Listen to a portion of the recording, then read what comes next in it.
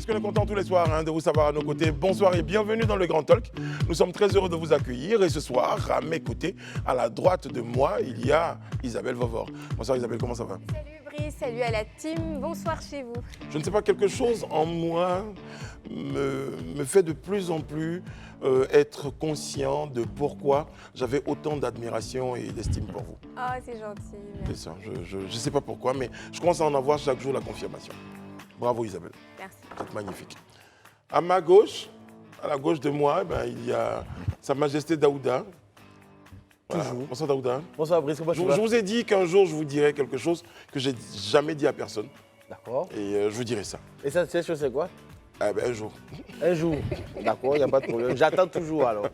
J'attends. Et puis juste en face, juste en face là, quand même, légèrement vers la gauche, il y a Monsieur Élisée Bolougbe. Franchement, votre... comment on dit le mot qui veut de taciturne? Votre taciturning, c'est en anglais, est légendaire. Merci. Comment allez-vous, Élisée? Je vais très bien, Brice. Et Très vous-même? bien, très très bien. Nous sommes à 2 jours quasiment de la fin de l'année. Ouais. Comment vous appréhendez ces jours-là? Pour certains, il faut rester dans une forme de piété, dans une forme de... Il y a des moments de jeûne et de prière, ce qui d'ailleurs est très très bien. Vous, comment vous abordez cette dernière séquence de l'année?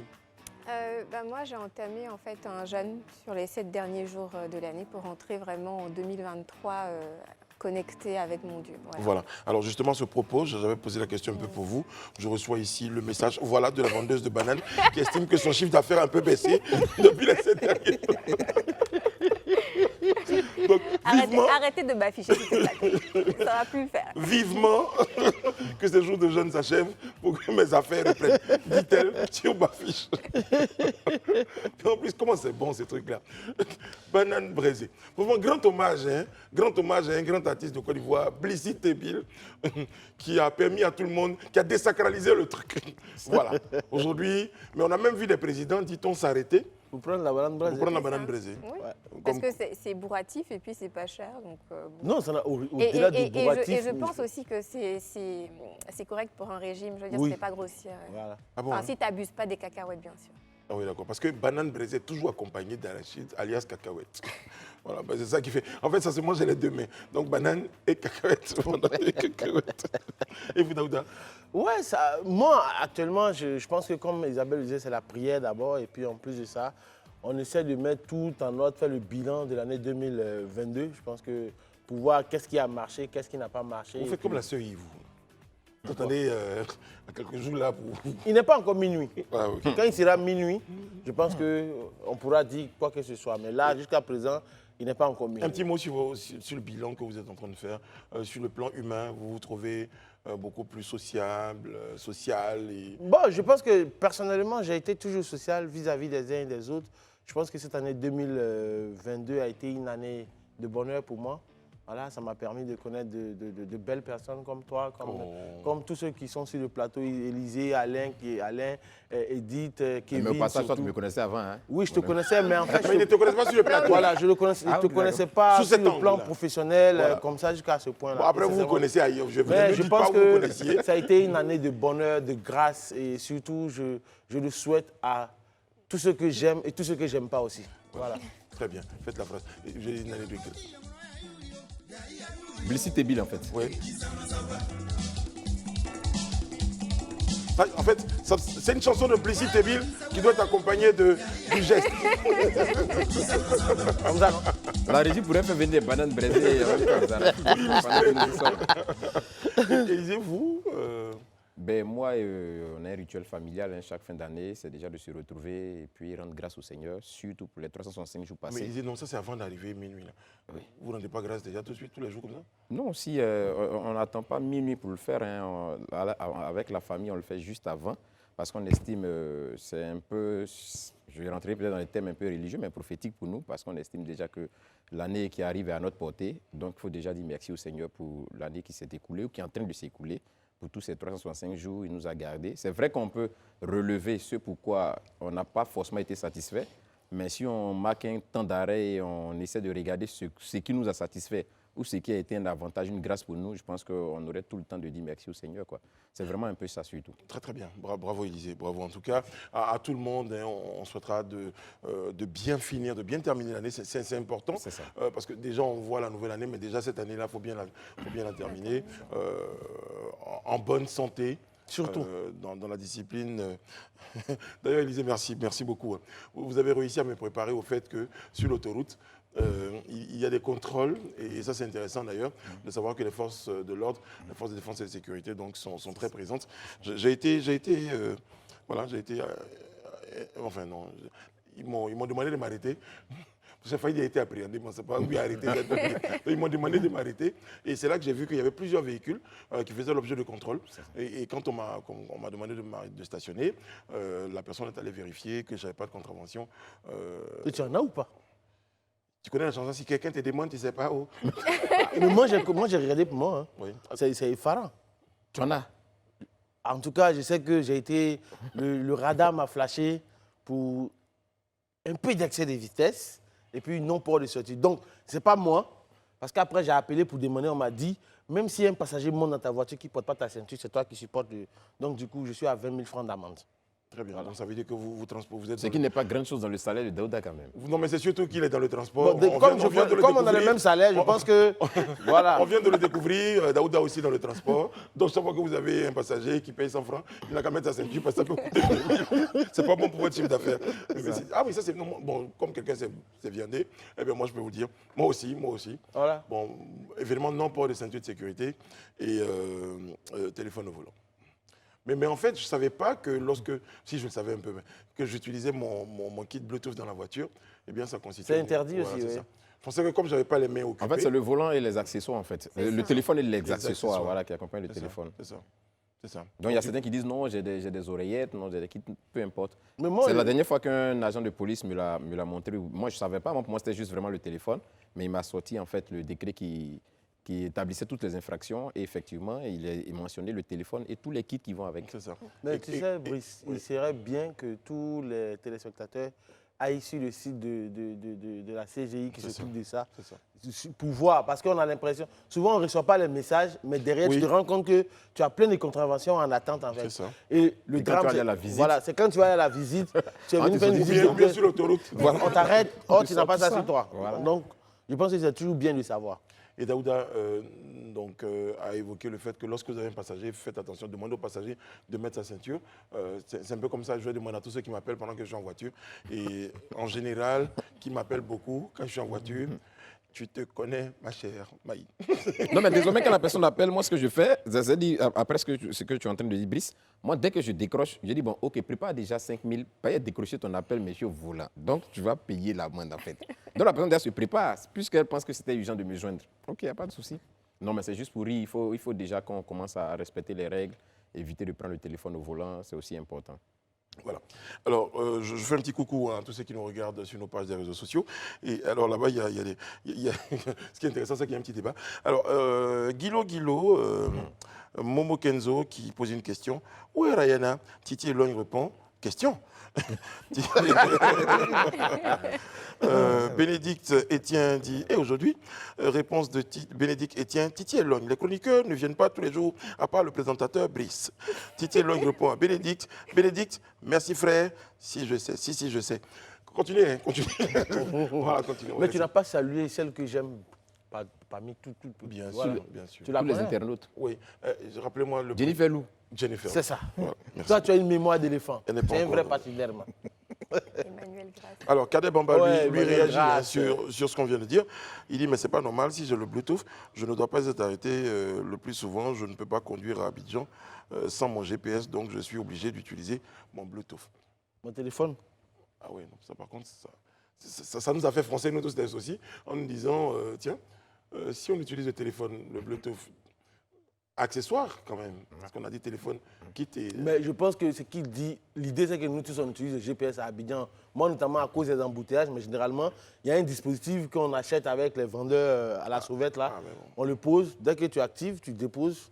Là, du coup, tu as ta main sur le volant, de temps en temps, tu regardes le GPS. Et je pense que le GPS aussi, il parle. Hein. Voilà, Dieu merci. Ah ouais, mais donc c'est pareil pour... C'est-à-dire que Mais bon, cette il parle. disposition-là, après, on m'a expliqué que c'est peut-être... Je ne sais pas, c'est peut-être les informations que tu pourrais recevoir qui peuvent perturber ou bien la causerie, qui peut perturber ta conduite. Non, Mais sinon... en fait, je pense que la disposition, c'est généralisé comme ça, parce que très souvent, quand ce n'est pas très explicite, les gens se livrent à certains excès. C'est-à-dire ils ont un certain laisser-aller. Ils sont distraits. Ils sont distraits et ça donne un certain nombre. Donc, c'est une interpellation, en fait.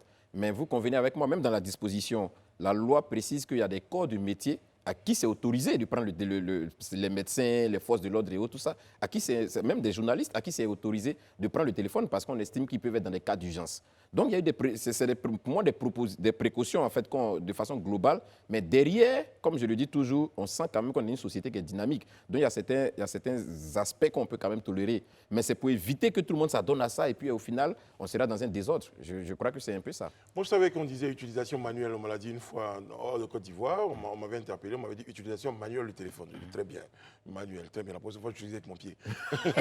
Je vois ce que vous allez me dire. Mais au-delà, je me suis dit, lorsque justement il y a le Bluetooth, parce qu'à la base, ça empêchait justement d'avoir une bonne conduite et d'avoir le téléphone. Mais bon, les dispositions sont prises maintenant pour que ça ne dérange pas.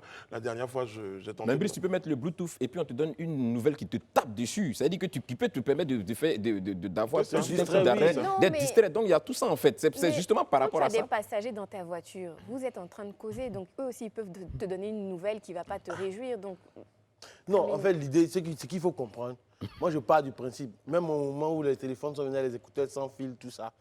En fait, conduire et en même temps, c'est pas, il y a un adage chez nous en Djoula qui dit que courir et se gratter, c'est des choses qu'on ne peut pas faire en même temps. Tu peux pas conduire et en même temps être concentré dans une conversation trop sérieuse, trop professionnelle au volant. Arrivé à un moment, même quand on conduit, on n'est pas concentré à 100%. Il y a un moment de distraction, il y a un moment où l'esprit se sauve un peu. Donc, pour éviter toute chose sur la route, je pense que le mieux, c'est d'attendre d'arriver à bon port. Après, tu rappelles ceux qui t'ont rappelé simplement. C'est tout. Ok, d'accord. Deux choses, Daouda. Oui, déjà. Même après, bon, de toute façon, la dernière fois, j'ai tenté de me faire arrêter. On m'a dit, vous étiez en train d'utiliser le Bluetooth. Je lui ai dit, j'ai chanté. On a vu ta bouche le mieux, j'ai chanté. Sauf que le gars il disait, allô. Donc, quand vous commencez un proverbe, il faut terminer le proverbe. Parce que le proverbe dit, courir et se gratter, ça ne s'arrêtait pas là. Oui, je sais, mais je n'ai pas voulu aller jusqu'au Donc bout. ne choisissez pas les proverbes si vous ne voulez pas aller jusqu'au bout. Voilà, parce que quand mon grand-père dit le proverbe en entier. Mais tu veux que je dise le proverbe Non, ma mère comprendrait. Donc Voilà. je salue ma mère qui nous regarde tous les soirs. La suite, les amis, c'est une bonne nouvelle hein, pour notre cher Kopa Barry. Eh bien, il a été nommé donc entraîneur des gardiens de but du club belge de Lokeren, c'est comme ça qu'on prononce. C'est ça, Daouda, c'est une bonne nouvelle hein, pour Oui, Kopa c'est Barry. une très bonne nouvelle pour Kopa Barry quand on sait toute l'histoire de Kopa Barry depuis l'académie Mimbo Sifcom, il est parti à l'équipe nationale. À un moment donné, il avait été plus ou moins la pierre rejetée, mais lors de notre fameuse finale qu'on a gagnée, il a été la pierre angulaire, celui qui nous a donné la Coupe d'Afrique. Je pense que c'est une reconnaissance de son club.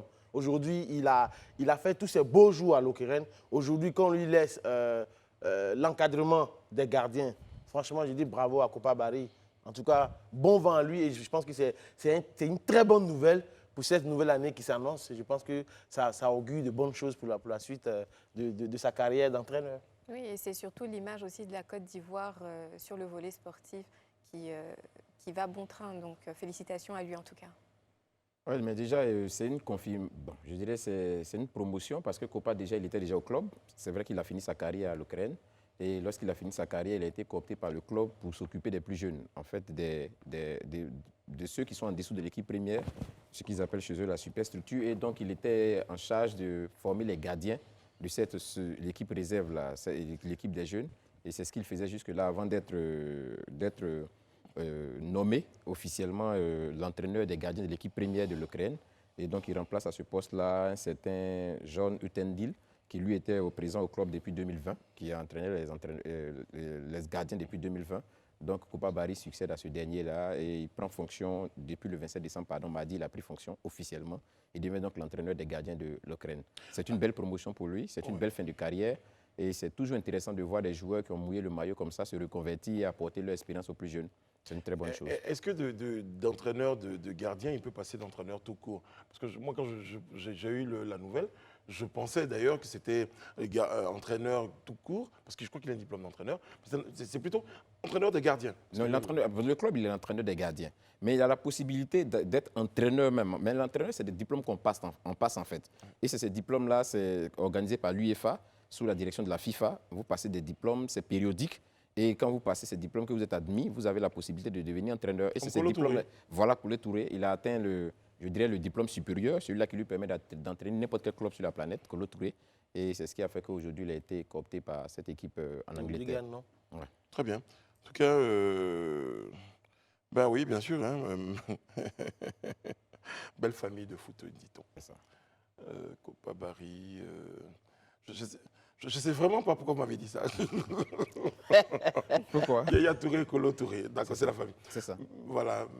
On me dit qu'il Oui, y a mais bon, c'est vrai, je comprends ce que tu veux dire, mais aussi pour nous, Africains, on peut considérer quand même que Koupa Barry, Yaya Touré, Kolo Touré, c'est la famille. Voilà, c'est la famille avec comment il s'appelle, Aruna Dendane, qui est vraiment très lié à Kolo. On ne voit pas l'un sans l'autre, en tout cas quand c'est les vacances, ils sont vraiment très liés. Donc aujourd'hui, on peut vraiment, au regard de ce qu'ils ont vécu, de l'expérience, parce que c'est depuis les années 90 qu'ils sont à l'académie, fin des années 90 jusqu'à maintenant, ils se connaissent depuis tout jeune, encore tout petit. Donc c'est aujourd'hui comme une famille en fait. Très bien. Isabelle Assoumou nous regarde avec une question à laquelle elle n'a pas eu de réponse depuis, donc je vais bien le répondre. Merci Isabelle. Brice, tu es bien mis ce soir. Merci Isabelle, merci beaucoup.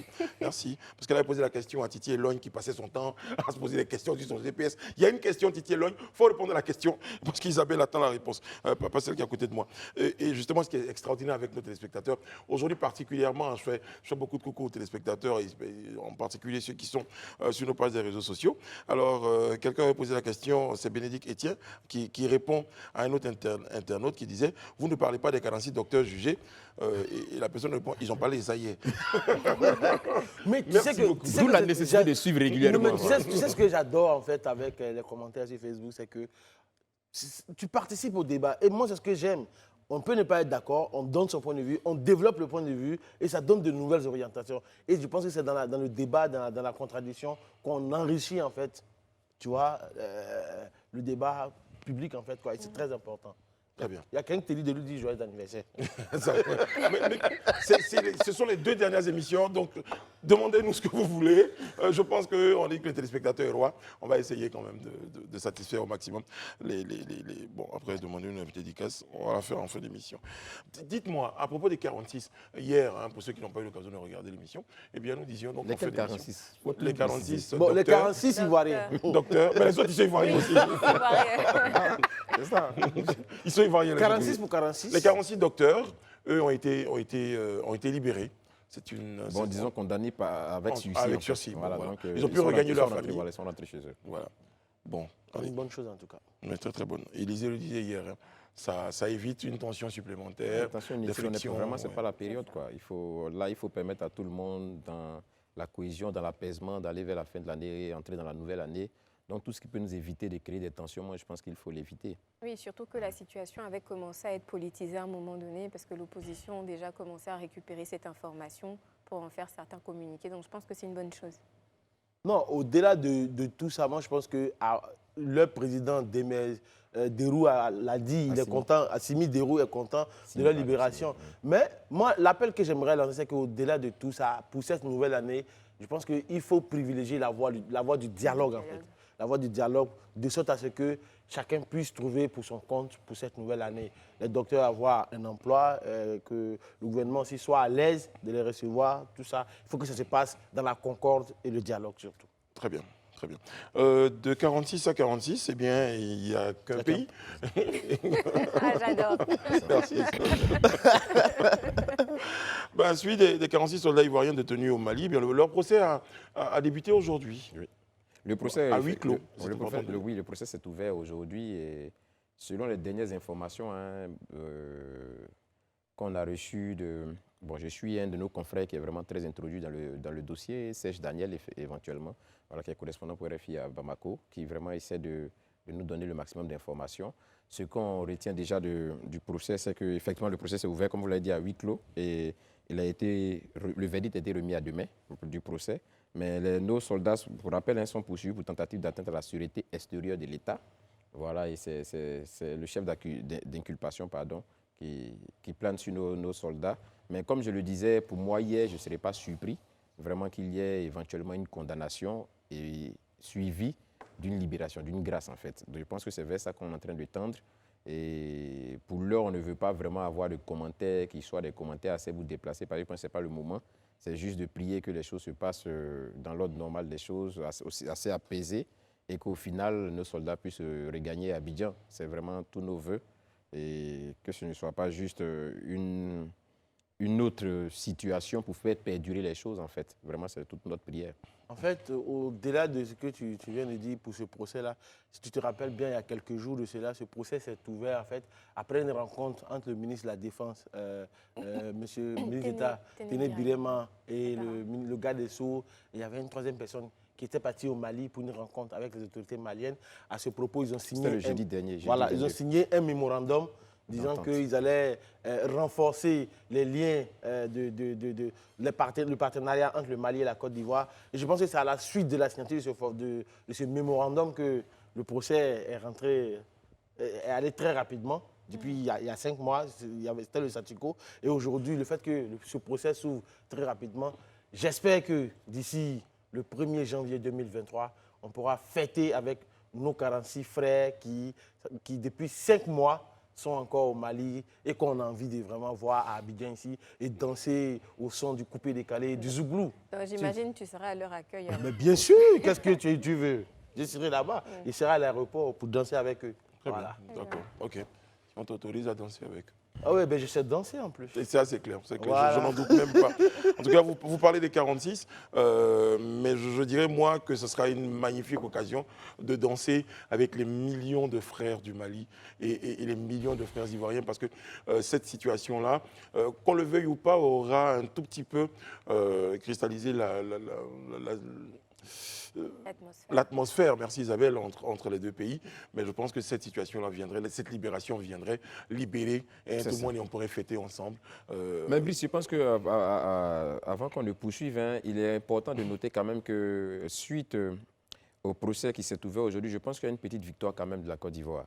Celle-là d'avoir prouvé par A plus B, et cela même a été reconnu par la Cour, que les 46 personnes impliquées sont de nationalité ivoirienne. Ouais, parce qu'il y a quelques mois en arrière, on nous disait qu'il y a des mercenaires, il y a des gens venus d'autres nationalités.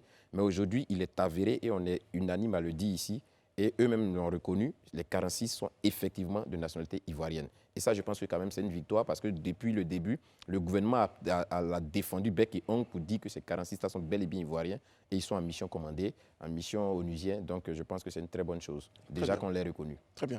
Avant le prochain sujet, Isabelle Vavor, vous avez le bonsoir de Bia, Digbe et Giovanni qui vous a posé la question. Isabelle, tu vas bien, j'espère? Bah oui, je vais très bien. Même avant de répondre, Titi Elogne a répondu oui, elle va très bien. Titi Elogne, franchement, je pense que lui, il faut qu'on invite un jour sur ce plateau. Sincèrement, moi, j'ai vraiment envie de le voir sur ce plateau. Sincèrement.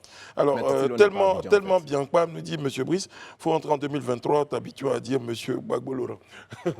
D'accord, il n'y a pas de problème. Mais bon, j'ai un autre message pour les amis sur le plateau. Ah, Ibrahim Sanon nous dit bonsoir depuis Ouagadougou. Voilà, pour dire qu'on nous regarde. Tu es invité à Chicago, toi. Tiens, Isabelle, vous êtes invitée à Chicago. Voilà, justement, c'est Kader Bamba qui vous invite à Chicago. Bah, merci beaucoup. En tout cas, on les embrasse. Tous les internautes, merci de nous suivre et de continuer à nous suivre. Aujourd'hui, c'est le jour des internautes. On va penser à vous. Quand avant d'aller, elle viendra avec de grandes valises et quand on va les ouvrir, grande sera votre surprise de vous connaître tous là-bas avec vous à Chicago. Bon, on parle de déplacement. En faisant un petit point, les amis, avec notre info du jour. Week-end de Noël, 483 interventions au niveau des forces de protection. Les interventions de l'Office national de la protection civile, l'ONPC des sapeurs-pompiers, bilan 173 interventions pour 113 accidents de la circulation. Ce bilan vient de l'ONPC. 188 blessés, 7 décès malheureusement, dont la génitrice et ses 3 enfants à Dimbokro, on en parlait hier, au cours de hier sur le plateau. Bilan des interventions côté sapeurs-pompiers, 310 interventions sur l'ensemble du territoire national, dont 236 à Abidjan, 156 accidents, dont 114 à Abidjan, 131 blessés, dont 88 à Abidjan et malheureusement un décès.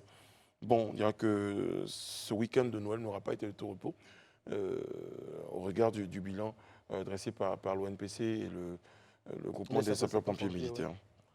Bon, avant tout propos, je tenais à m'incliner devant la mémoire de ceux qui ont perdu la vie et puis souhaiter prendre l'établissement à ceux qui sont blessés. Mais j'avoue que Brice, avec les chiffres que tu viens de donner là, le tableau est très noir. Et pour moi, en fait, il faut tirer la sonnette d'alarme parce que nous sommes dans les périodes de fête, il faut faire attention, il faut faire les choses avec beaucoup de mesures. Il faut rentrer en 2023 en bonne santé. Ça ne sert à rien d'aller dans l'excès parce que l'excès de toutes choses, même l'eau simplement, quand tu exagères, arrivé un moment, ça devient dangereux pour toi. Donc du coup, moi, j'en appelle en fait aux automobilistes, aux Ivoiriens, même quand on va faire la fête, il faut boire avec modération, il faut rouler avec beaucoup de civisme, d'attention, parce que c'est votre vie que vous mettez en danger, mais par ailleurs, vous mettez aussi la vie des autres en danger avec vous. Et c'est pas intéressant. Quoi qu'on dise, une fête, c'est 2-3 heures. Hein. Voilà, on est bien, on dit de la fête, on fait la fête, mais bon, 2-3 heures après, il y a une autre journée. Après le 31, il y a le 1er, après le 1er, il y a le 2, et puis il y a toute l'année à venir. Donc il faut faire attention, il faut penser justement à son avenir, il faut penser à être beaucoup plus responsable sur les routes, être responsable dans tout ce qu'on fait, simplement. Voilà, Élisée. Oui, je crois que aussi c'est le lieu de rendre hommage à nos forces, notamment aux agents de l'Office national de la protection civile et aux pompiers, qui, pour la période des fêtes, quand même, ont mis en place un dispositif dans les différents centres de secours d'urgence. C'est justement le travail effectué par ce dispositif qui a permis d'établir ce bilan qu'on a vu. Et ce dispositif reste vraiment efficace et toujours en alerte. Il mobilise beaucoup d'agents et beaucoup de moyens, de véhicules et tout ce qui va avec. C'est pour moi le lieu vraiment de leur tirer le chapeau et puis leur dire bravo et surtout les encourager parce que ce n'est pas toujours évident. Généralement, on se plaint quand on voit une voiture de pompiers qui arrive peut-être quelques heures avant, alors qu'on les a appelés un peu plus tôt. Mais nous-mêmes, quand on fait montre d'incivisme, déjà même pendant que la sirène retentit dans notre dos, on n'a même pas le réflexe d'ouvrir la voie, de nous mettre à côté, laisser la voie. Au-delà du réflexe, même, parce que quand vous dites le réflexe, ça veut dire, non, mais c'est de la gentillesse, même de la courtoisie, de la responsabilité, en se disant... Mais moi, ça me pose une question, Brice. Quand tu parles des sirènes, Élisée, c'est tout à fait normal, hein, et c'est ce qui doit être fait, c'est une question de bon sens. Mais est-ce qu'aujourd'hui, ce n'est pas parce que les gens ont tellement abusé des sirènes qu'à un moment donné, les gens... Je m'explique, parce que si tu te rappelles... Tu parles des officiels. Les officiels surtout, qui abusent des sirènes. À tout moment, ça a même poussé le président à prendre un décret pour interdire les sirènes. De toute façon, les sirènes des pompiers, ce n'est pas la même sirène pour les cortèges. Oui, je sais. Ça, c'est dans un premier temps. Est-ce que tu sais que, par exemple, il y a des ambulances... Mais on se dit que peut-être que les gens n'arrivent... Ce n'est pas tous les sirènes qui arrivent à faire la part des choses. Voilà. Il va même plus loin en disant qu'il y a des ambulances qui utilisent des sirènes alors qu'ils n'ont pas de malades et tout ça. Parce qu'il n'y a pas d'urgence, mais parce qu'ils sont juste dans l'embouteillage comme tout le monde, ils utilisent la sirène. Donc, à un moment donné, il y a certains automobilistes qui sont agacés. Donc, du coup, ils se disent, ah, c'est les mêmes là encore. Je reste souvent... Non, mais c'est le il faut avoir, pour moi... Je termine, tu vois, pour dire que, pour moi, au-delà de tout, si on entend la sirène d'une ambulance, ça ne nous coûte rien de nous mettre sur le bas-côté, ils passent. Mais c'est d'appeler aussi au bon sens des ambulanciers, de ne pas utiliser les sirènes à tort et à travers. C'est très important. Mais je pense que je ne vais pas dire des cas isolés, c'est vrai que ça a été vu, mais pour la majorité des cas, ce sont des interventions qui sont avérées, soit c'est les pompiers qui sont attendus quelque part. Vous n'êtes pas juge pour décider, puisque vous ne voyez pas dans l'ambulance ou vous ne voyez pas dans le cas. Donc le réflexe, c'est de céder le passage. Voilà. Et puis de plus en plus, donc comme on est en train de parler de vœux, c'est de souhaiter justement qu'on ait des voies dédiées, donc des voies d'urgence, peut-être pour les pompiers, bon, déjà les voies normales, même on n'en a pas trop. Mais si on commence à y penser dans la construction des futures voies, eh bien ça pourrait aider. Non, l'idée même, c'est d'être patient simplement. C'est d'être patient. Ça dure 30 secondes. Souvent, tu vois, tu es dans la voiture, tu vois un mec qui vient en trombe, souvent il est à 100, et il est au feu. Tu roules un peu, 30 secondes, tu le retrouves. Bon, ta voiture va à 400 à l'heure, moi je vais à 60 à l'heure. Une chose est sûre, on doit rouler sur cette voie-là à 60 km/h. On va arriver, à la limite, c'est juste, 1 minute 30, 2 minutes d'écart. Donc ça ne sert à rien. Pour citer un célèbre président, pour faire plaisir à notre internaute, M. Laurent Gbagbo, qui disait « c'est parce qu'on est pressé qu'on va doucement ». C'est ça. Voilà, parce qu'on a vraiment, il faut qu'on y arrive. Bon, d'autres messages sur nos pages des réseaux sociaux. Aziz Joël nous regarde à Boaké. Merci beaucoup. C'est son anniversaire. Happy birthday. Joyeux anniversaire. Alors, Kwaku Jean-Jules, Brice, pourquoi tu ne parles pas de votre coach Caviar qui a été licencié? Non, elle n'a pas été licenciée. Voilà, donc d'ailleurs, je peux vous dire que très bientôt, vous pourrez donc retrouver votre coach sur nos antennes. Voilà. Voilà ce que je peux vous dire sans vous donner plus de détails. Si vous pensiez qu'on était en train d'éviter la question, eh bien, vous avez la réponse. Voilà. Allez, Ne suivez pas tout ce qui se passe sur Internet. Internet, tout n'est pas net là-bas forcément. Voilà. Ce jeu de mots. Oui. Beau jeu de mots. Diana Souba, Mathilde lui avait dit, c'est Brice qui est DG de la chaîne. Il faut t'asseoir là-bas.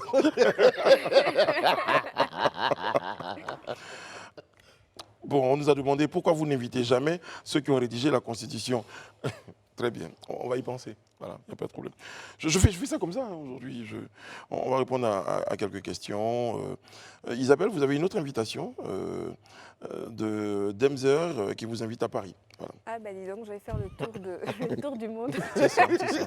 C'est l'avantage d'être. Un proverbe, Annie dit, l'enfant qui est gentil, bon, son ventre est gros. Voilà, je dis ça comme ça. En tout cas, merci beaucoup, ça me touche. C'est pas vraiment le proverbe, mais bon, je fais comme Daouda, j'ai nuancé. Tu dis pas tout. Exactement. Il ne faut pas toujours tout dire. Moi, je juste dis aux gens, à nos internautes et à nos téléspectateurs qui sont à l'intérieur, que moi, je suis preneur. Hein.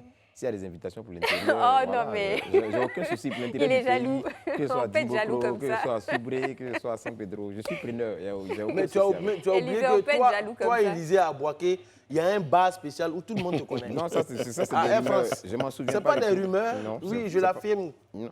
Mais comment tu venir raconter des histoires En fait, qui sont il pas fait vraies? son Kevin au bain là. Voilà, non mais en plus, Ça n'est pas il dit Kevin Aubin, pas Kevin Aubin, il dit au moins quelque chose peut-être qui est vrai. Mais lui, il est en train de non, raconter mais il une dit histoire dans un pour bar, mais tes pièces. Élisée, de toute façon, si vous êtes célèbre dans un bar à Boaké, ce n'est pas forcément parce que vous le fréquentez, c'est peut-être parce que on a des téléspectateurs à Ah ben Boaké oui, peut-être ça dans aussi, ce bar. ouais, mais ça vous aussi, inquiétez ça aussi, pas. c'est possible. Voilà. Mais le Merci, pire ouais, même. j'avais pas compris ça de Non, ce mais sens, justement, c'est vrai. la difficulté, c'est même pas vous qui êtes célèbre dans ce bar, mais c'est celui qui allait dans ce bar pour savoir que vous êtes célèbre.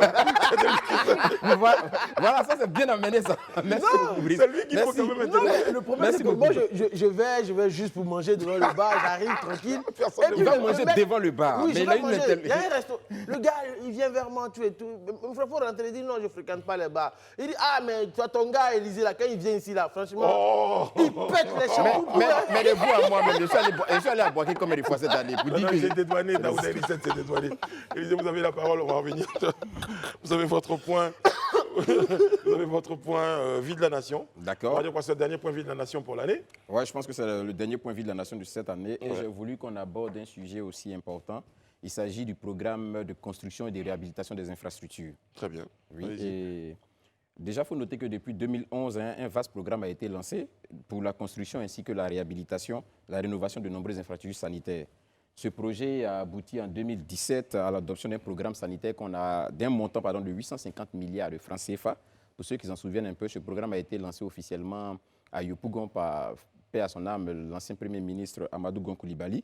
Et ce programme-là prévoyait la construction de 20 hôpitaux et la réhabilitation de 22 autres, ainsi que la construction et la réhabilitation d'une centaine d'établissements de premier contact. Ce programme ambitieux, malheureusement, a été freiné un tant soit peu par la crise de la Covid. Mais juste après la crise de la Covid, en 2021, l'État a repris le projet en main pour poursuivre, en tout cas, cet ambitieux programme-là. Et ceci a abouti à partir de fin 2021 jusqu'à 2022 à une série d'inaugurations d'infrastructures sanitaires. Vous avez certainement dû le voir. Le Premier ministre qui a parcouru une bonne partie du pays en train d'inaugurer des infrastructures sanitaires. Au titre de ceux-ci, peut-être on peut relever entre autres, au titre de ceux-ci, on peut relever entre autres les centres hospitaliers régionaux, entendez par la CHE d'Aboasso, de Daloa, d'Adzopé, de San Pedro et de Danané. À côté d'eux, on a les hôpitaux généraux de Yopougon-Atié, Miyagi, Danané, le service de gynécologie du CHU de Trècheville, les urgences du CHE de Séguéla et de l'hôpital général de Daoukro, ou encore le service d'imagerie du CHE d'Abengourou. À ceux-ci, il faut ajouter les infrastructures sanitaires en phase d'achèvement. Parce qu'il y a certains qui n'ont pas encore été inaugurés, mais qui sont en phase d'achèvement et dont les chantiers sont en train de se poursuivre. Plusieurs autres chantiers ont été lancés, dont les travaux du centre d'oncologie de Grand Bassam, bientôt les CHR de Boaké, de Katiola, de Boundiali, l'hôpital général de Kouto ou encore l'Institut de cardiologie de Boaké et le nouveau bloc obstétrical et pédiatrique du CHU de Cocody seront disponibles, seront rendus publics. L'un des points d'orgue, en tout cas de ce programme-là, reste, vous l'aurez imaginé, le CHU d'Abobo, dont la pose de la première pierre a été faite le 30 juillet dernier par le Premier ministre. Déjà, pour ce CHU, il faut retenir que ce CHU disposera d'une grande unité d'hémodialyse et d'un plateau technique de dernière génération pour y effectuer des greffes de reins, ce qui n'existe pas encore ici. Ce futur centre hospitalier de niveau 3 sera également doté d'une unité ultramoderne de pédiatrie et de néonatologie pour la prise en charge des bébés prématurés. Ce sera le plus important centre de pédiatrie selon les informations à notre disposition de la sous-région. Le CHU d'Abobo sera bâti sur une superficie de 18 hectares avec une capacité de plus de 600 lits pour un coût global de 80 milliards de francs CFA. Donc, voici ce sur quoi je m'arrête ce soir pour ma chronique. Et je voudrais en tout cas féliciter le gouvernement pour toutes ces initiatives-là, parce que, comme je le dis, pour pouvoir développer un pays, pour pouvoir avoir une ressource humaine de qualité, il faut déjà que tout le monde soit en bonne santé. Et je pense que c'est déjà très bien de construire des infrastructures, de rapprocher les infrastructures sanitaires des populations. Et ça, c'est un point pour lequel je voudrais donner carton vert au gouvernement. Exactement. Mais vous l'avez dit, 20 hôpitaux en construction. Il y a aussi cette fameuse politique là, des cliniques, zéro clinique illégale. Donc, il faut dire que dans le domaine de la santé, des efforts sont en train d'être considérables, sont en train d'être consentis par le gouvernement pour que les Ivoiriens se soignent bien, se soignent mieux, on va dire ça comme ça. Et surtout qu'on n'ait même pas à les fréquenter, parce qu'en amont, donc, des dispositions seraient prises pour que les Ivoiriens déjà vivent bien, pour ne pas qu'ils tombent malades, pour qu'on dise, bon, forcément, il faut qu'ils soient soignés dans les meilleures conditions. Ce que je voudrais ajouter, même Brice, c'est-à-dire que c'est déjà une très bonne chose. Et pour moi, ça devient cohérent. Parce que quand on rend obligatoire la CMU, oui, parce que de nombreux il va sans dire qu'il faut que les infrastructures sanitaires aussi soient disponibles et soient proches des populations. Donc, pour moi, c'est vraiment une cohérence. C'est la mise en œuvre d'une politique cohérente que de construire ces infrastructures-là pour permettre quand même à cette politique sociale-là de pouvoir être réaliste et véritable. Quoi. Tout à fait. Surtout que la vision globale au niveau donc, du ministère de la Santé, c'est de faire de la Côte d'Ivoire le hub sanitaire de la sous-région ouest-africaine. Donc, clairement, on est en plein dedans. Et pour compléter ce que tu disais, il faut aussi saluer toutes les banques au développement qui aident donc l'État à pouvoir financer la construction et la réhabilitation de tous ces centres. Très bien. Merci Élisée, merci beaucoup. Je pense qu'on a encore un peu de temps, justement puisqu'on parlait de développement, pourquoi ne pas recevoir notre président sur le plateau en ce moment. Donc, vu que c'est pour l'année 2023, certainement une de ces dernières 2022, l'une de ses dernières interventions, avant son message important à la nation. Attendu le 31 décembre. Voilà, je pense qu'il nous fera l'honneur d'une visite sur ce plateau. S'il vous plaît, accueillons notre président. Monsieur le Président, Monsieur le Président, vous avez fait un petit tour. Mais installez-vous, Monsieur le Président. Le président Lascobile, s'il vous plaît. Grand merci. Bien sûr, vous pouvez vous applaudir vous-même. Merci, merci beaucoup. Et merci. Chaque fois que vous venez, vous laissez des consignes strictes pour qu'on ne se lève pas pour vous accueillir. Oui. Voilà. Bonsoir, Monsieur le Président, comment allez-vous? Bonsoir. Bonsoir Brice, bonsoir madame, bonsoir messieurs. Votre message du 31 décembre est très attendu. Bien évidemment. Et voilà, je vous en fais l'exclusivité. Ah oui, voilà une partie du message. Voilà. Merci beaucoup, Monsieur le Président. D'ailleurs, on s'en plaignait, on disait qu'on n'avait pas toujours les... Voilà, ok. Bien sûr, voilà. Et je suis très heureux de vous retrouver. Très bien. Un peu fatigué, j'ai beaucoup travaillé ce matin, mais voilà, ça va, comme toujours.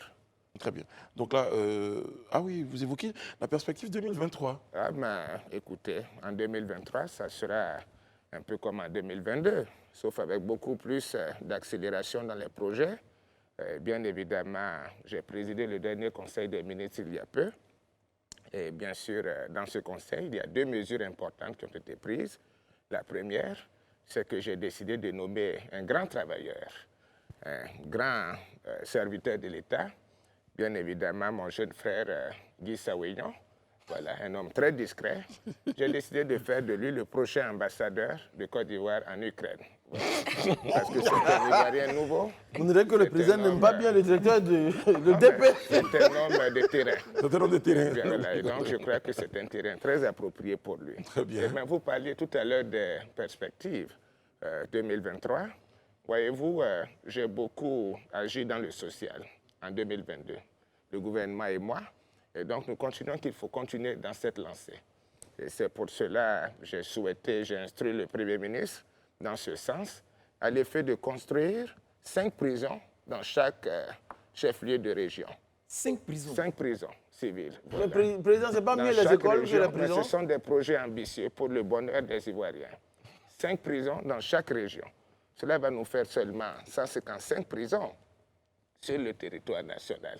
Et je crois que, je ne sais pas pourquoi vous avez 5 000, vous deviez être content. Non. Moi, je 5 pense prisons que... dans chaque région, 5 nouvelles prisons. Mais Parce qu'on pourquoi? m'a dit que Pour les décongestionner la logements MACA, je sociaux- suppose. Non, on m'a dit, pas seulement pour cela, on m'a dit que les logements sociaux ont tardé. Donc ça, ce sont aussi des logements sociaux. D'accord. Pour qui le voudrait bien, puisqu'en prison, on ne paye pas de caution. Vous savez ce que vous avez à faire pour y aller. Monsieur Voilà, le c'est Président, aussi du social, cela. Monsieur le Président Lascobil, on va évoquer un point qui vous tient à cœur également, c'est Allez-y. celui du sport. Il y a la CAN pour l'année Certainement prochaine. parce que je suis un grand sportif. Ça, personne n'en doute. Voilà. hein. Rassurez-vous, nous aurons des éléphants bien formés, bien entraînés et qui auront la technique de la dribble. Ils pourront compter sur moi pour cela en tout cas. Ah oui. Parce que je vais les coacher au maximum. Voilà. Mais je reçois un appel qui sait. Très bien. Oh là là, encore celui-là. Oh, c'est Afi. C'est encore Afi. Permettez que je On vous en décroche prie, Monsieur quand le même. Président. Permettez que je décroche. Voilà. Allô? Mais- Afi? Non, mais je t'ai promis un dépôt, je vais le faire. J'ai bien vu ton message, je le ferai. Afi, je ferai ce dépôt ce soir, rassure-toi. Ah, mais tout de même. C'est un OM, vrai OM. Non, mais c'est un dépôt mobile money. Je lui ai promis cela depuis la semaine passée. Il ne fait que m'appeler. Bon, Monsieur le Mais je Président, crois que je vais aller. Vu l'urgence. Le pauvre, il doit être dans une urgence, pas possible. Voilà. Et donc, je vais devoir écouter cet entretien Merci, monsieur. avec votre permission. Voilà, parce que moi, je respecte mes engagements. Mais Monsieur le Président, juste On là, attend le notre DAF est dépôt. injoignable. Votre DAF est injoignable, Je Monsieur le lui Président. ferai la commission. D'accord.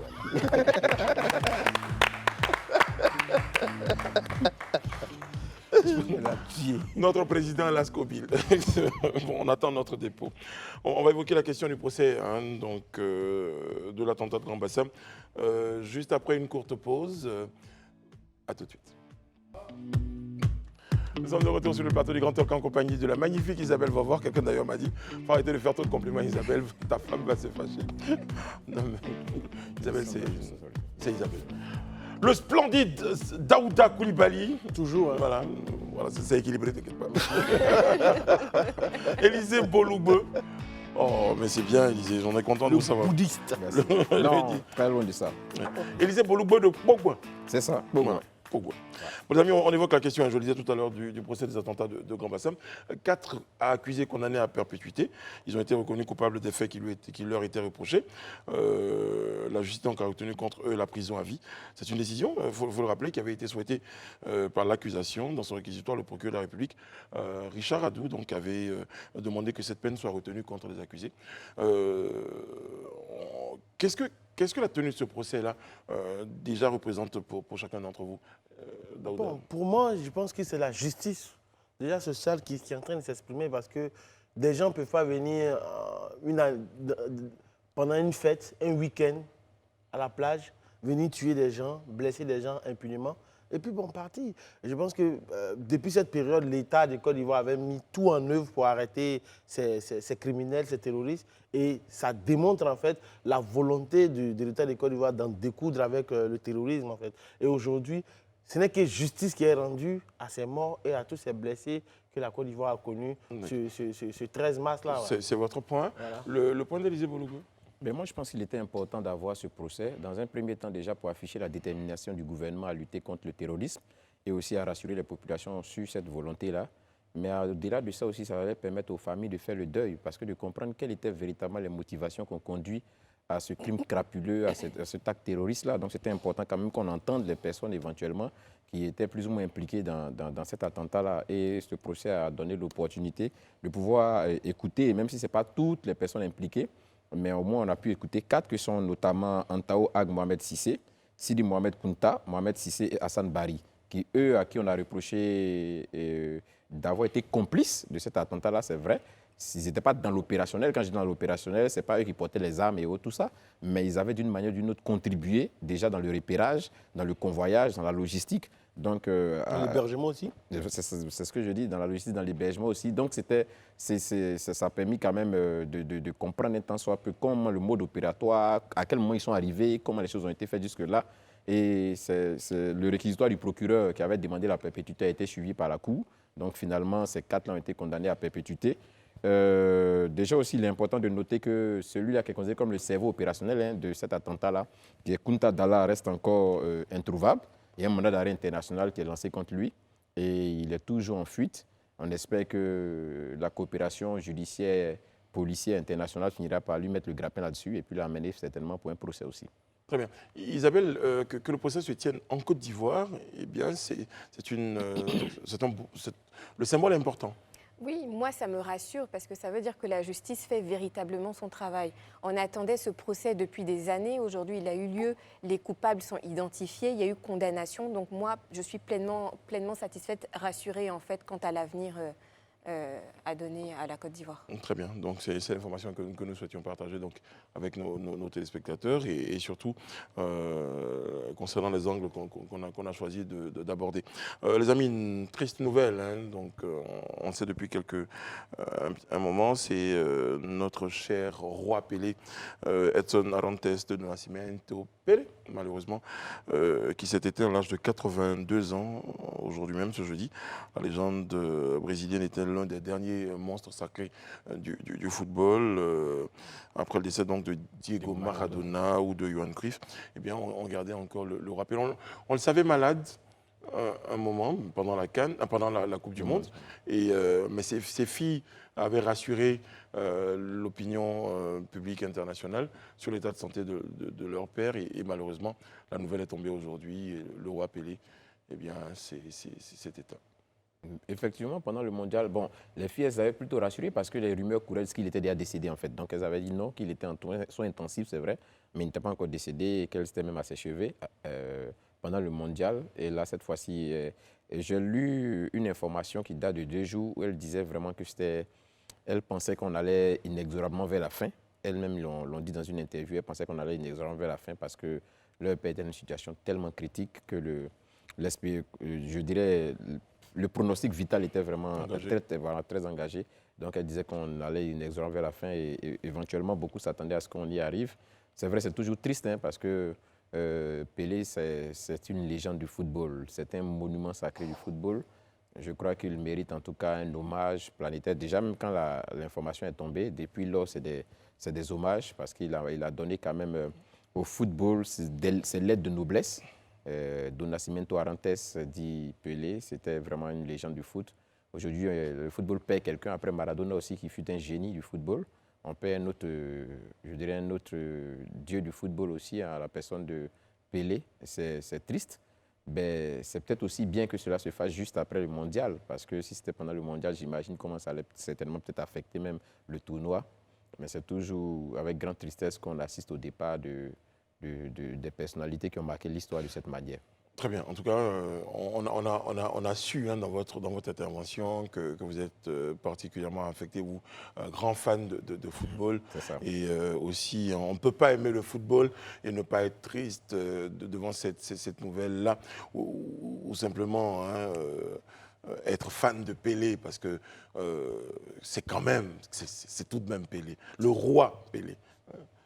Donc, vous regardez le foot? Non, pas vraiment. Pas vraiment. Mais Pelé, vous connaissez? Non, Pelé, je connais. En fait, quand je dis regarde pas, je regardais le foot avant jusqu'à ce qu'il y ait un moment arrive, j'ai décidé de ne plus regarder. Mais j'avoue que Pelé, pour les vidéos qu'on a pu voir de lui, franchement, il avait des dribbles. Il savait dribbler. Il avait l'art de dribbler et de marquer aussi. Il a fait les beaux jours de l'équipe nationale du Brésil. Et je pense qu'il a sûrement dû apporter en fait une vision au football brésilien, puisque quand on regarde l'héritage qu'il laisse, quand on voit aujourd'hui les Neymar, quand on voit les Ronaldo en son temps, les Ronaldinho, je pense que tous ceux-là se sont plus ou moins, qu'on le veut ou non, se sont plus ou moins inspirés de lui. Il a apporté quelque chose. Voilà. Le monde entier voit un culte à Pelé. Isabelle, même qui n'est pas super fan de foot, sait qui est Pelé. Oui, mais bien entendu, je veux dire, c'est une personnalité qui a bercé mon enfance. Son nom revenait à chaque fois, même dans les chansons, etc. Donc aujourd'hui, apprendre qu'il est décédé, il y a quoi à nous tous, quoi. À tous les sportifs. Oui, à nous tous qui avons en tout cas grandi avec son histoire, avec la personnalité qu'il a été. Et la rivalité qu'il y avait entre lui et puis Diego. Voilà. Ouais, c'est ça. Ouais. Et voilà. Mais vous l'avez dit, Isabelle, hein, à propos de son nom qui a peut-être bercé votre enfance, mais c'est l'un des rares footballeurs dont le nom, justement, a traversé le temps. Quelle que soit l'époque, les époques, les générations, eh bien, tous ont entendu parler de cette légende du football, du sport en général, hein, tout simplement. Lorsqu'on évoque des palmarès, même dans d'autres domaines sportifs, et qu'on a envie de citer les plus grands sportifs que la planète a pu connaître, eh bien, le nom de Pelé s'inscrit en lettres d'or. Et aujourd'hui, il retourne rejoindre le père. Eh bien, toutes nos pensées pour les fans de football, pour sa famille, pour tous nos téléspectateurs. On va marquer une courte pause et nous retrouver tout à l'heure pour la suite avec notre invité. Notre invité ce soir, M. Abi Raoul, va nous rejoindre sur le plateau. Il est homme politique, député, maire de Marcory. Il sera sur notre plateau juste avant de retrouver André Bois pour Sans langue de bois. Marquons une courte pause, à tout à l'heure. Nous sommes de retour sur le plateau du Grand Talk en compagnie de Daouda Coulibaly, d'Élisée Boulougbe et d'Isabelle Vauvor. Nous a rejoint sur notre plateau bien, le député maire de Marcory, Monsieur Abi Raoul, qui est également au niveau du PDCIAD, vice-président. Monsieur Abi Raoul, bonsoir. Merci. Bonsoir. Avec vous, juste avant de retrouver André Bois pour le plateau des 100 langues de bois, les populations de Marcory, de nombreux Ivoiriens qui ont eu donc à traverser donc votre commune, s'étaient posé des questions concernant le plan de circulation de Marcory.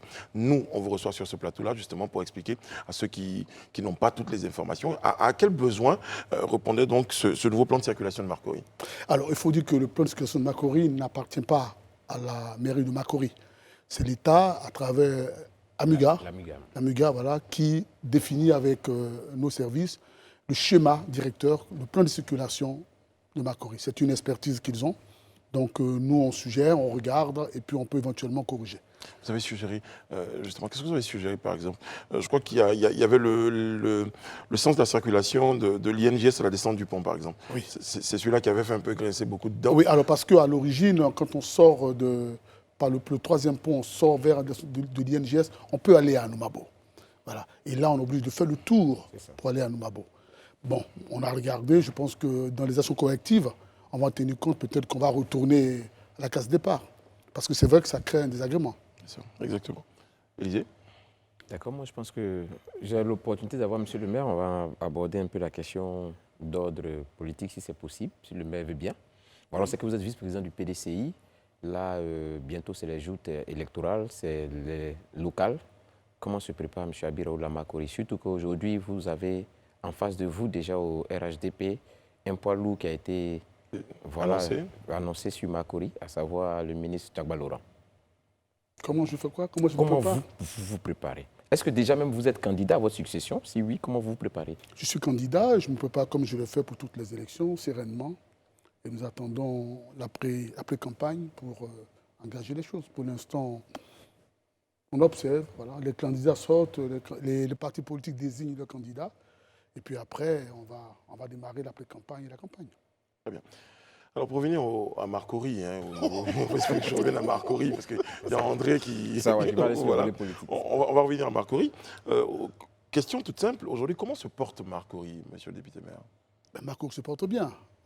Marcory aujourd'hui, c'est quand même une commune phare. Marcory, c'est la Côte d'Ivoire miniature. C'est la commune où il y a le plus d'expatriés, le plus d'étrangers, le plus d'Ivoiriens. C'est un melting pot. Marcory, c'est vraiment la commune chic par excellence. Aujourd'hui, c'est combien d'habitants à Marcory?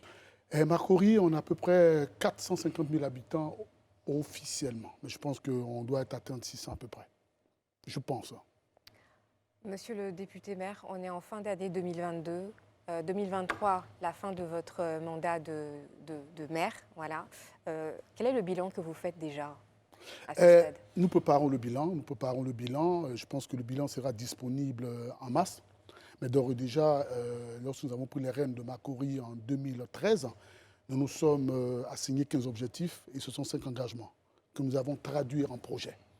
Notamment, bâtissons des écoles, rénovons nos hôpitaux, Makori commune chez commune fleurie, bonne année, Makori carrefour de la culture et du sport. Et à chaque projet comme ça, il y a des actions qui sont déclinées.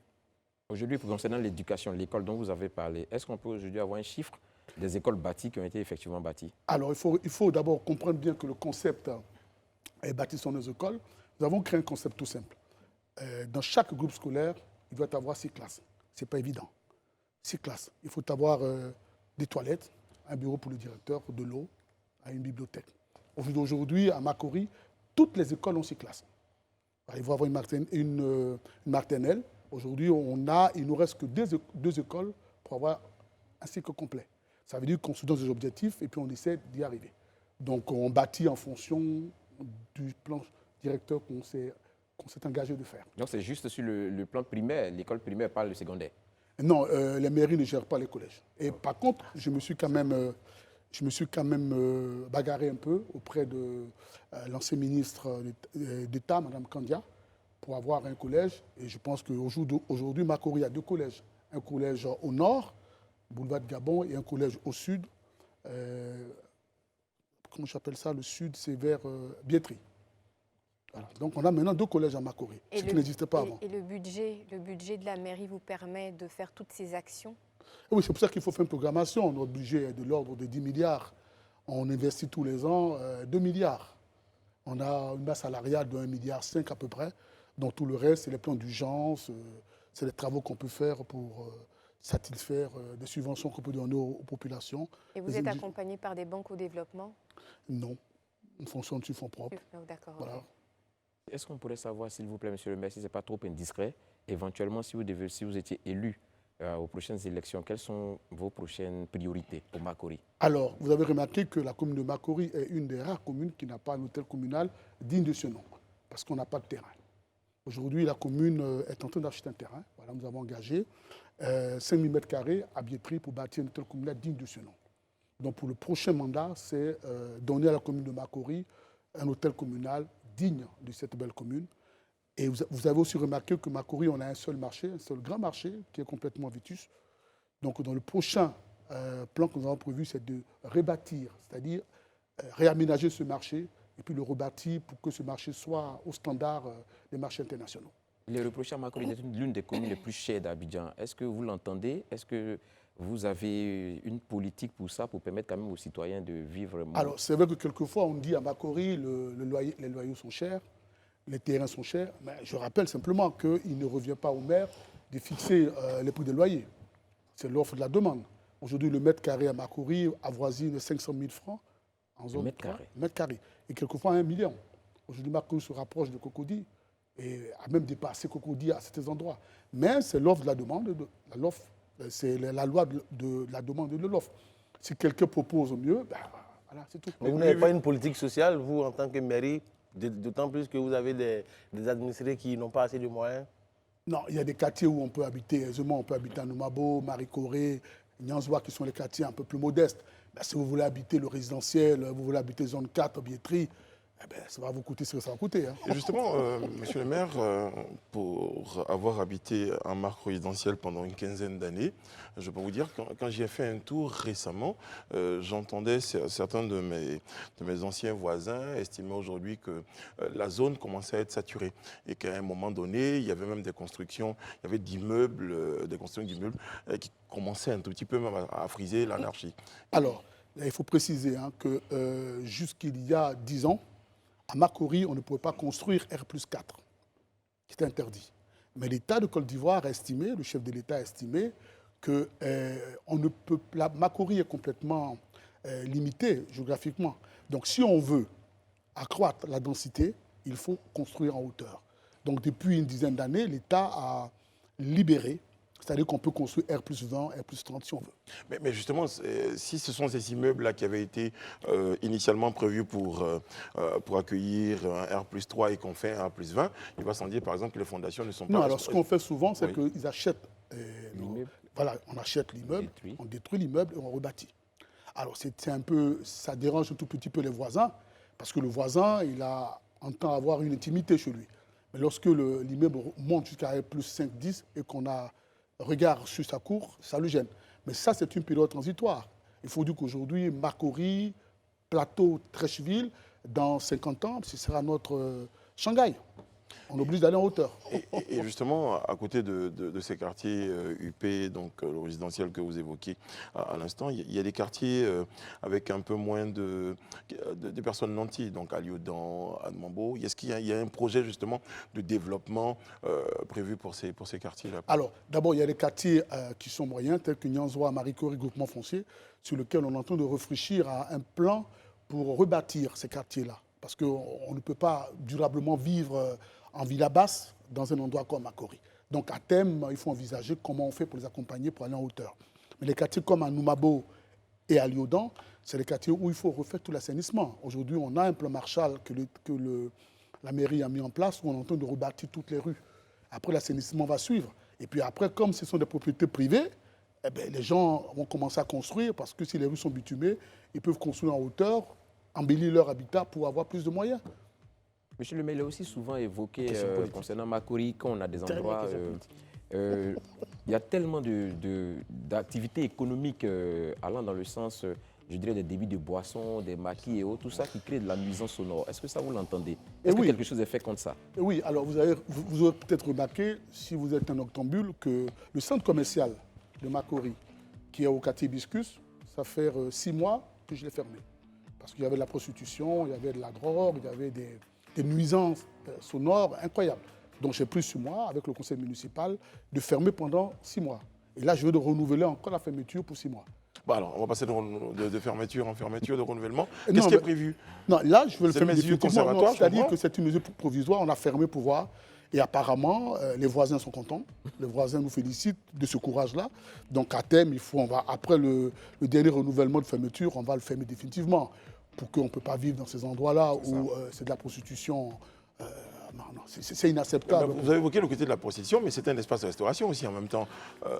Est-ce que vous n'avez pas résolu un problème avec le que vous faites perdre aux gens aussi? Non, restauration, je pense qu'on peut d'abord fermer les maquis et les boîtes qui servent à autre chose, et puis après les restructurer, et puis demander qu'on ne fasse que de la nourriture. Ça aussi, ça peut se faire. Monsieur le député maire, merci d'avoir été sur notre plateau. Vous serez sur un autre plateau de la même émission dans quelques instants, en compagnie d'André Bois. Nous on va marquer une courte pause avant de retrouver Sharon Camara pour le JT et vous donner rendez-vous demain sur ce même plateau là pour notre numéro du Grand Talk. On espère que demain, on aura également le verdict que nous attendons, celui de la libération de nos 46 soldats.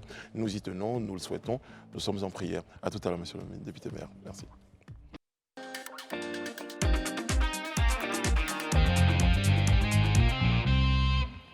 Bonsoir, mesdames, messieurs. Nous sommes de retour pour notre rendez-vous de tous les jeudis sans langue de bois, juste après le Grand Talk. C'est toujours le Grand Talk, vous le savez. Brice Hano était là avec l'ensemble de ses chroniqueurs pour vous entretenir de l'actualité politique nationale. Eh bien, toujours cette actualité ici même, nous recevons une personnalité qui est député maire de sa commune, c'est la commune de Marcory, c'est un homme politique, délégué communal de Marcory pour le compte du PDCI-RDA, par ailleurs donc secrétaire exécutif en charge des relations avec les élus locaux de son parti, et également vice-président de ce parti. Vous l'avez bien compris, il s'agit du maire Abi Akrobou Raoul Modeste. Bonsoir, monsieur le maire. Bonsoir. Nous sommes très heureux de vous avoir, un peu comme tous les invités d'ailleurs, mais on commencera tout de suite par vous poser une question sur la vie du PDCI. J'ai vu vice-président, je pense que vous allez le rester vice-président, vous n'allez jamais être président du PDCI, parce que pour être président du PDCI, il faut avoir du cran. Et on a le sentiment qu'ils ne sont pas beaucoup au PDCI à vouloir prétendre au poste de président. Vous avez le cran pour un jour vouloir être président pour succéder dignement au président Bédié? Pour l'instant, nous avons le président Bédié qui est un président respectable, un président qui fait bien son job, comme dirait l'autre. Il n'y a pas de raison de le remplacer. Il n'y a pas de raison de le remplacer. Non. Mais comment on prépare la succession si, évidemment, dans le parti, il n'y a pas des velléités, on ne crée pas des courants, on ne crée pas une animation pour pouvoir succéder au président qui, vous le dites, fait du bon travail? Mais je vous rappelle que le PDCI-RDA est un grand parti. Nous avons fait des tournées dans toutes nos délégations et de manière unanime, les militants ont souhaité que le président Bédié soit il reste le président du parti. C'est la volonté des militants. C'est la volonté des militants, vous dites, mais franchement, je me dis, bon, les cadres comme vous, les jeunes, le maire Choco, on vous présente comme ça, je me dis, vous avez quand même la modernité en vous, vous préparez les choses pour l'avenir. Bon, qu'à cela ne tienne. Mais une chose issue, est-ce que ce n'est pas tout ça, cette façon de faire qui sclérose un peu le parti? Et là, on assiste depuis quelques jours à une saignée. Il y a même une rumeur que le premier secrétaire en chef serait en train de préparer ses valises pour la case. Il y a une saignée ou pas en ce moment au PDCI, une sorte de ruée vers le RHDP? Non, je pense d'abord qu'il faut dire que le secrétaire exécutif en chef a démenti cette rumeur. Oh oui, on l'a Voilà. entendu. Qu'il est un meuble, qu'il est au PDCI-RDA et il y reste. Donc je pense qu'il ne faut pas jeter l'anathème sur ceux qui partent. Et chacun a ses raisons. Mais je pense que le PDCI-RDA est un parti vivant. Voilà, il y a des sorties, il y a des rentrées. C'est ça aussi un parti politique. C'est ça la vie d'un parti politique. La vie d'un parti politique est animée. Hier, vous-même, vous aviez créé donc un mouvement RHDP à Marcory, etc. À RHDP l'époque, à Marcory à l'époque, vous étiez au RHDP, vous animiez aussi les instances du RHDP. Vous n'avez Ah jamais non, été- non, Voilà. À j'étais le l'époque. directeur de campagne. J'étais le directeur de campagne du président Ouattara Ouais. quand nous étions ensemble. au Ensemble. RHDP. Ce que je veux dire, hier, vous étiez au RHDP, disons-le comme ça, et aujourd'hui, vous êtes au PDCI, bien ancré, vous le dites, et ça, tout le monde le comprend. On va maintenant se poser la question sur votre capacité, justement, à garder vos positions, donc c'est votre cas à Marcory, et à reconquérir d'autres places sur la Côte d'Ivoire, sur les communes.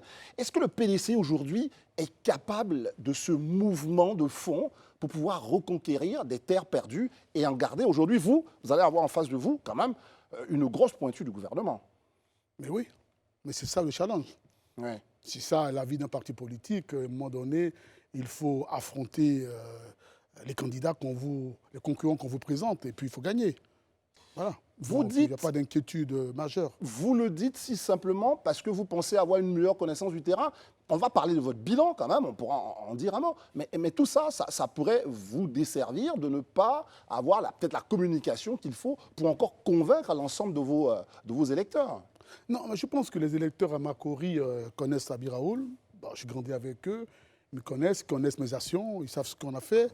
Voilà. Donc ça veut dire en clair que les électeurs, pour eux, je suis un familier. Ouais. Donc mon bilan, ils le connaissent plus ou moins. Et après, lorsque la campagne en sera ouverte, d'abord l'après-campagne, nous parlerons de ce bilan, nous le présenterons. Et lorsque nous serons en campagne, nous allons continuer à présenter ce bilan. Et il n'y a pas de raison que les populations qui nous font confiance ne nous renouvellent pas leur confiance. Vous parlez de renouvellement de confiance, mais on se rappelle un événement du côté de Marcory.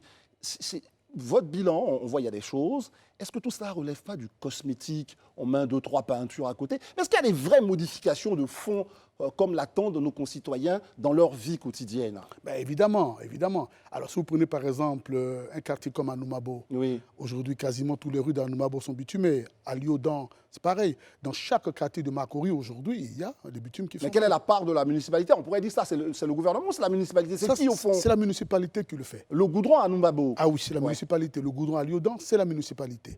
Parce que c'est le principe de solidarité. Lorsque l'État ne le fait pas, eh ben, le maire peut le faire à la place de l'État. Et Ouais. vice-versa. Je vous garantis que ce qui se fait à Noumabo, c'est la municipalité qui C'est le la fait. municipalité, vous nous le dites aujourd'hui, vous êtes un maire en action. Il y a eu un petit incident malheureux il y a quelques années qui a débouché à une forme, on a parlé d'une forme d'agression du maire, enfin des jeunes n'étaient pas très contents, tout ça.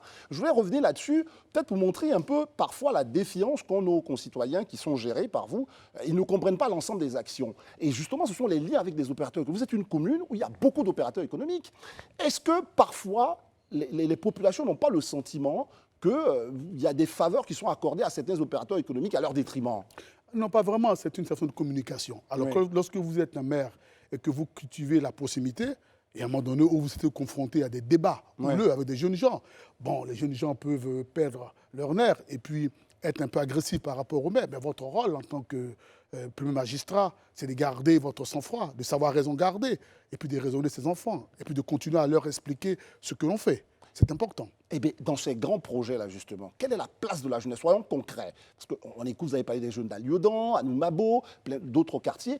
Quelle est leur place, finalement, de ces projets, parfois qui ne sont pas de la mairie, mais qui sont de ces opérateurs économiques qui viennent? C'est normal que vous les invitiez dans votre commune.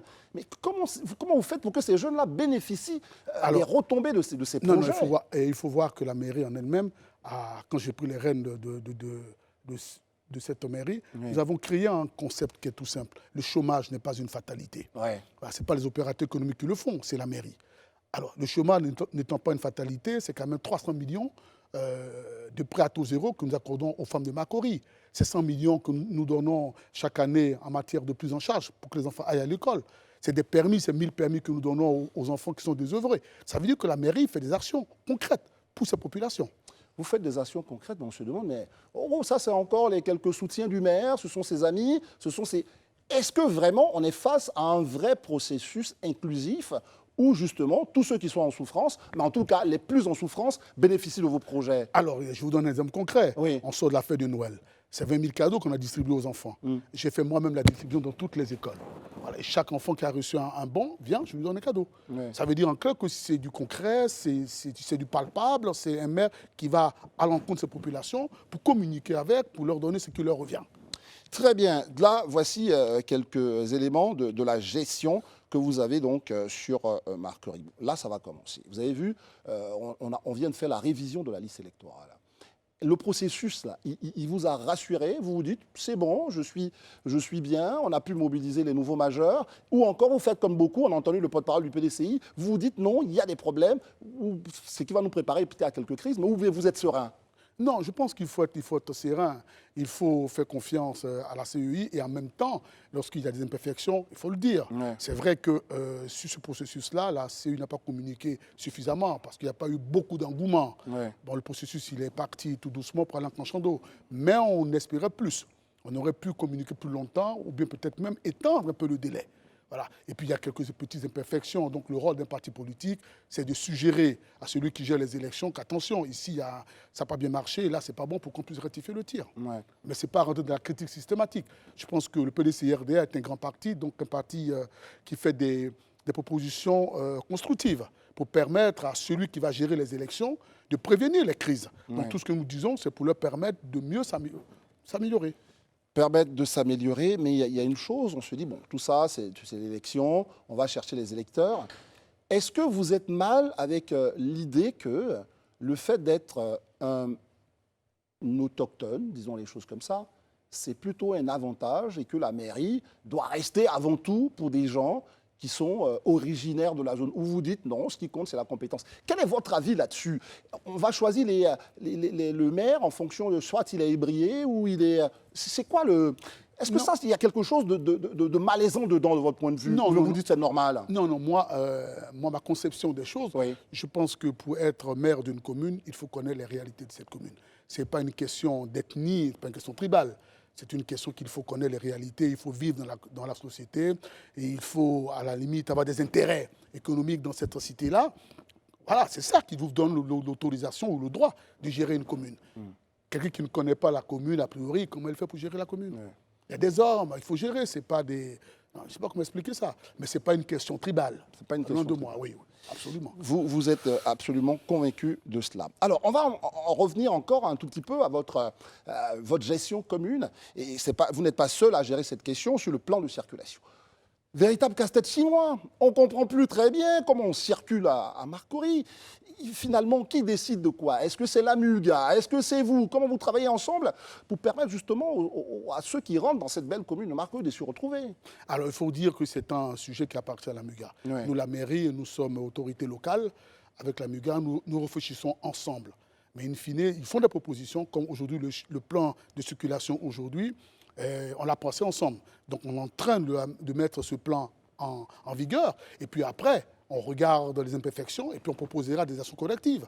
En toute chose, il faut démarrer un projet et puis après corriger ce qui doit être corrigé. Mais ça fait un moment que ce plan existe là. On ne voit pas une de correction. Parce que, imaginez, monsieur le maire, on part de l'INJS. Ça veut dire que pour revenir sur ces pas, on est obligé d'aller faire un tour loin vers Marcory résidentielle pour récupérer, ressortir vers... Non, mais je vais vous faciliter la tâche. C'est compliqué. Quand on sort du pont pour aller à Noumabo, on est Oui. obligé de faire le tour pour aller à Noumabo. Oui. C'est le plus direct. Bon, c'est vrai que c'est un désagrément, on a observé, on a fait des remarques à l'organisme qui s'en charge de ça. Et je pense que d'ici 1 ou 2 mois, on va révisiter. C'est pas immuable. C'est pas parce qu'on a fait un schéma de circulation qu'on ne peut pas le toucher. S'il y a trop de plaintes, que les gens ne se retrouvent pas, et à un moment donné où l'autorité locale fait des propositions, d'autres propositions, et qui sont tenues d'être pris en compte. D'être pris en compte, vous dites. Alors, toujours sur la route, sur le plan de circulation, les woro-woro de votre commune, ça aussi, vous savez, la mobilité, c'est très important. Quel est aujourd'hui véritablement ce que vous créez? Parce que les arrêts intempestifs, on en parle. Aujourd'hui, on a un élu local. Il faut qu'on en parle. Le plan de circulation, d'accord. Mais déjà, les arrêts intempestifs, comment vous organisez-vous avec les syndicats de transport pour moderniser un peu la circulation? Parce qu'on a l'impression que même des maires aussi modernes que vous, tout le monde est resté dans l'ancien temps. Et manifestement, on a évolué. Mais comment vous vous adaptez pour créer quelque chose d'un peu plus moderne? Non, aujourd'hui, à Makori, on a 5 gares à peu près, mais ces 5 gares sont des gares fixes. Oui. Il n'y a plus d'arrêts intempestifs. Parce qu'au fur et à mesure qu'on avance, on améliore les choses. On regarde, c'est vrai qu'en Côte d'Ivoire, on a un véritable problème de transport, de circulation, de transport.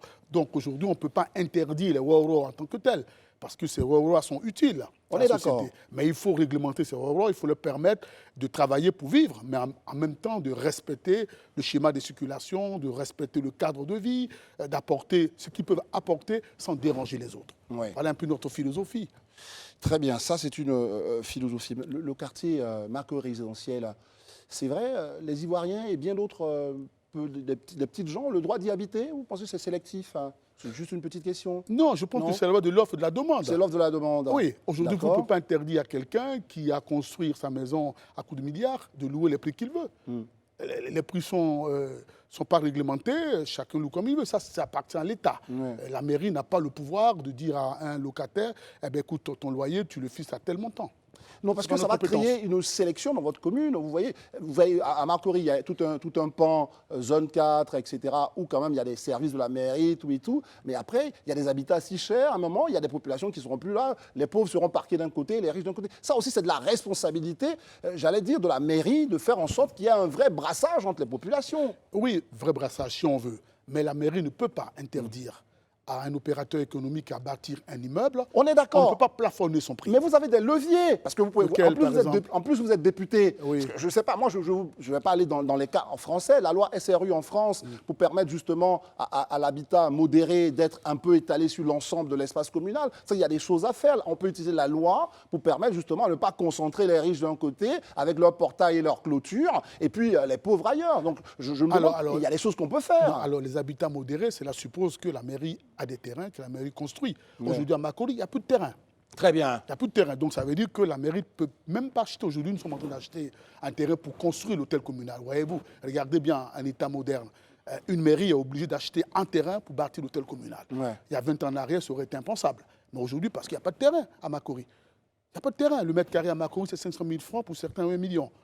Alors, donc aujourd'hui, chacun a son terrain, il vend au plus offrant, et puis il construit ce qu'il veut. Mais ça ne revient pas au maire. Mais je ne pense même pas que l'État aussi a ce pouvoir-là, de dire aux gens, ben, écoute, je plafonne ton loyer, tu ne payes rien. Tu peux pas, on ne peut pas faire autrement. Que quelqu'un qui bâtit, il est obligé de louer son... Non, je me vois quand même un peu obligé de vous contredire là-dessus, monsieur le maire, parce que après, puisque vous êtes député, c'est bien pour ça que je dis ça, je pense qu'aujourd'hui, on peut utiliser la loi. Tout à l'heure, vous étiez avec mes collègues, vous parliez des constructions en hauteur, etc., etc. Je pense qu'aujourd'hui, une commune comme Makori, qui a de la pression, après ce sera sous forme de question, peut utiliser la loi pour essayer de réorganiser l'habitat communal. La pression foncière fait qu'à un certain moment, on n'a plus la main sur la gestion communale. Oui, mais moi, je suis député. Oui. Je vote les lois qui sont proposées à l'Assemblée nationale. Mais je ne fais pas à moi tout seul les lois. Au jour d'aujourd'hui, la loi à l'Assemblée nationale, les lois en vigueur ne permettent pas à un maire de réglementer les loyers. Ça, on est d'accord. Mais... Et ne permettent pas à un maire, d'ailleurs, de dire à quelqu'un, ben, écoute, ton terrain, tu le vendras à tel prix. Peut-être que demain, si les députés se mettent d'accord qu'on propose une loi pour réglementer, moi, je voterai pour. Mais avant que les députés se mettent d'accord, il faut qu'ils fassent des propositions. Et là, c'est votre travail. Il se trouve que quand même le maire, c'est ce qui est très intéressant, le maire de Makori, il a la possibilité de faire des propositions de loi basées sur ses connaissances du terrain Makori. Mais là, aujourd'hui, on ne vous voit pas faire des propositions. Vous n'êtes pas le seul d'ailleurs. Oui, mais parce que bon, c'est vrai qu'on regarde ça comme ça, puis on se dit, bon, est-ce que ce sera pertinent qu'aujourd'hui on propose une loi à l'Assemblée nationale pour réglementer les loyers, pour réglementer le coût d'achat des terrains? Est-ce que ce sera pertinent? Mais pourquoi pas, monsieur le député maire? Évidemment, ça va aider nos concitoyens.